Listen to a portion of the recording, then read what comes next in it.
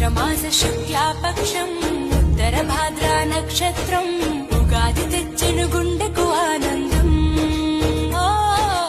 ఆయని గురుతులు అయ్యను మన సొంతం